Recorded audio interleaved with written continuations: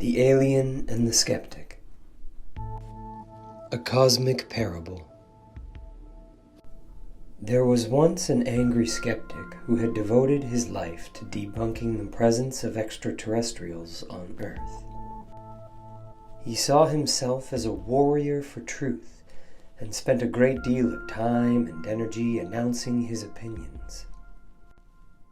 One day, a small, frail being appeared before him, claiming to be from another planet. The skeptic remained unimpressed. You could be a hologram, a drug-induced hallucination, or some other form of mental manipulation. True, the being responded. These are indeed possibilities, and yet I stand before you claiming my existence. The choice to discern is yours. Okay, he responded.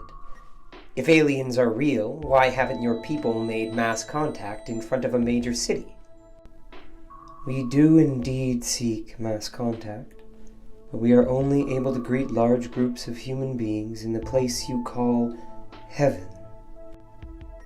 At this time, the only location available for mass contact upon Earth is within the place you call hell. Growing frustrated with what he saw as a cryptic and evasive response, he remarked, "I'm not religious. I'm not sure what cultish nonsense you're trying to indoctrinate me with. What do you mean by heaven and hell?" Suddenly, the little being became surprisingly ominous and confrontational. Perhaps I shouldn't have engaged in this futile attempt at communicating with such an ignorant and intellectually stunted human being. You have convinced yourself you're a warrior for the truth? Nothing could be a more pathetic delusion. The skeptic became enraged. His anger swelled in him and reached a crescendo with him drawing his firearm. "How dare you show up here and insult my intelligence? Maybe you should get off my property. This is harassment. I still have no proof you're an alien. You could just be some asshole running some kind of expensive Hollywood special effects." The man cocked his gun and pointed it at the tiny being who had become immensely still and silent.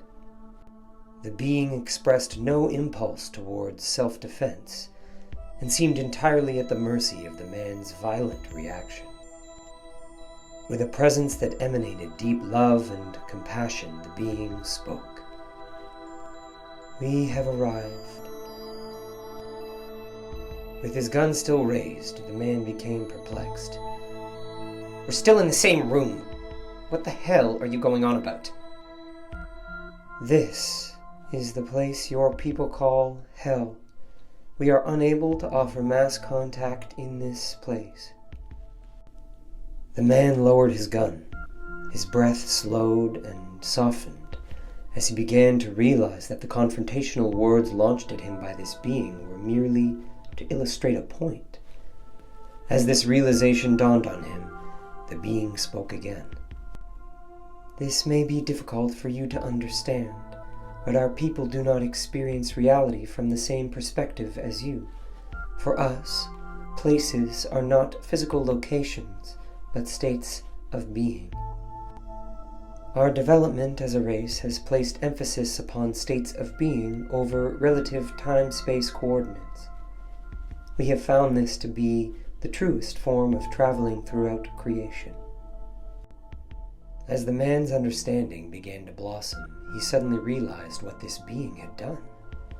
The compassion and surrender of this delicate little creature. It had offered its life to give this teaching, to show him hell. He was suddenly overcome by a feeling of gratitude. He felt humble and peaceful. He also, somehow, sensed the same feelings arising within the otherworldly being. He could feel both their bodies harmonizing into this state of peace together. "We have arrived yet again. This is the place your people call heaven. Although you and I are enjoying this space together now, The only way my people can make mass contact is if a large enough group of humans travel to meet us here." By this point, the man had become so impacted by the sense of love and harmony he was feeling, he had simply closed his eyes. The small, gentle non-terrestrial stood with him, sharing the calm, quiet clarity that had settled within them.